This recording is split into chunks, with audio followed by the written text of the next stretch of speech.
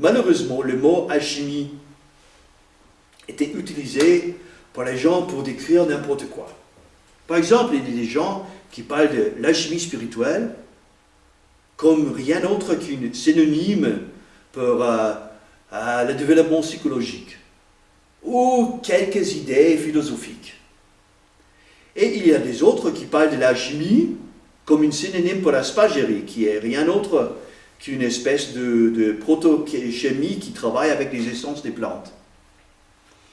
C'est à cause de ça que quand notre ordre, l'ordre chrétien de Alpha Omega, a commencé à révéler la vraie nature de l'alchimie hermétique il y a 2 ans sur Internet, que nous avons utilisé une autre terminologie et on a parlé des alchimies internes hermétiques pour éviter des confusions et décrire cette discipline spirituelle initiatique de l'alchimie qui a existé depuis des milliers de siècles, des milliers d'années et des siècles dans la tradition hermétique et qui était passée de maître à disciple au long des siècles et des siècles. Mais malheureusement, juste pour augmenter la confusion, il y a maintenant, après que nous avons révélé ça, des autres écoles qui essaient de nous imiter et ils ont commencé à utiliser le terme alchimie interne pour signifier ce qu'ils ont dit avant sur l'alchimie spirituelle. Ça veut dire quelques idées philosophiques ou comme synonyme pour le développement psychologique. Mais les vrais alchimies internes des initiés hermétiques est quelque chose de très différent. Et ça a à faire avec quelque chose de très spécifique. C'est la transmutation du corps physique en énergie solaire pure. Transformation de plomb en or. Les secrets des alchimies internes hermétiques étaient gardés très secrets parmi les initiés hermétiques depuis plein de siècles. Et ils restent secrets jusqu'à aujourd'hui. Il y a une bonne raison pour ça aussi. Parce que ces pratiques alchimiques peuvent être très dangereuses. Si vous n'êtes pas préparé, il faut avoir un corps énergétique très évolué déjà. Autrement, ils sont trop forts. Et alors, la transmutation de plomb en or n'a rien à faire avec fabriquer l'or. Mais ça réfère par analogie à la transmutation des corps physiques en énergie pure et la cultivation de l'âme. Cultivation de corps énergétique, un corps de gloire, un corps solaire. Et c'est avec la création de corps solaires que de plus en plus l'adepte apprend à projeter son conscience dans ce corps solaire cultivé. Et même pendant sa vie, l'adepte devient de plus en plus conscient de son ou sa immortalité. Jusqu'à la conclusion qui, si tout va bien, vient au moment de la mort, quand l'adepte est prêt, le corps solaire est prêt pour projeter la conscience du corps physique dans le corps de gloire et devenir consciemment immortel au plan solaire, à la vitesse de la lumière. Ce opus magnum, aux grandes œuvres, de compléter et terminer l'évolution humaine en énergie pure solaire est le vrai objet de toute la pratique spirituelle hermétique.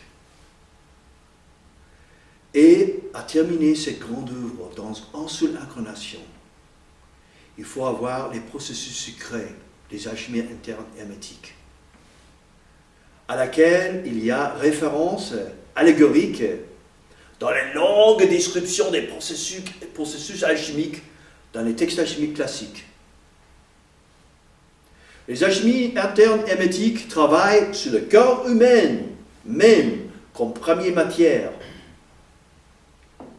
Et ça le chauffe et le transforme sans servant des feux subtils du corps physique même, qui inclut la sexualité et l'amour.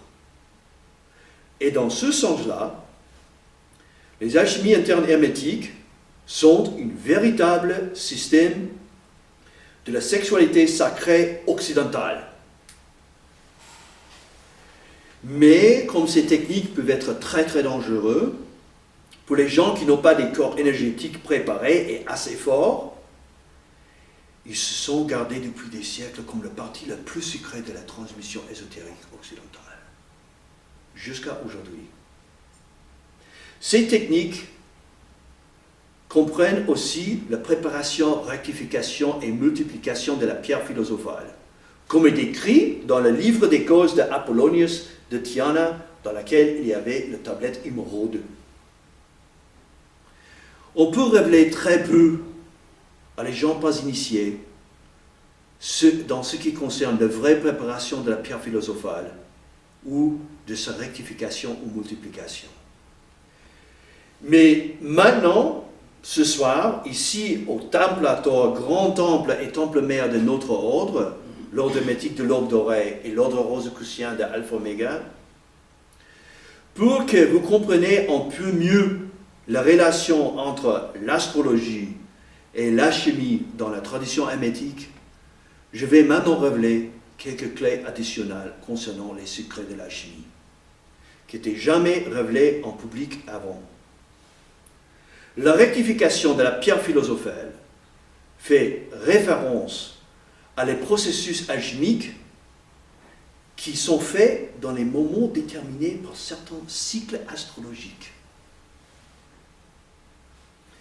Cette rectification de la pierre philosophale est pour charger le corps énergétique avec les forces des 4 éléments.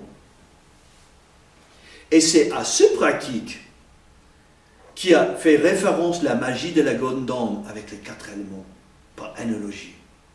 C'est la plus haute forme alchimique de cette forme plus bas, théurgique ou magique. C'est la forme plus avancée de notre troisième ordre. Et, de la même façon, la magie planétaire de la Golden Dawn de notre second ordre fait référence à les pratiques plus avancées des alchimies internes de la troisième ordre, dans le sens de la magie planétaire qui représente la multiplication de la pierre philosophale, qui sont certains processus alchimiques qui sont faits et suivis selon des cycles astrologiques planétaires très précis. Et ça, c'est la vraie nature de la multiplication et la rectification de la pierre philosophale. Naturellement, je ne peux pas révéler les processus mêmes, ni les cycles précis.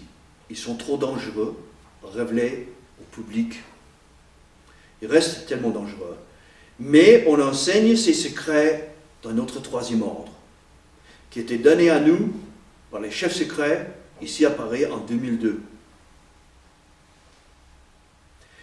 Tout ce que je vous ai révélé ici, c'est la vérité.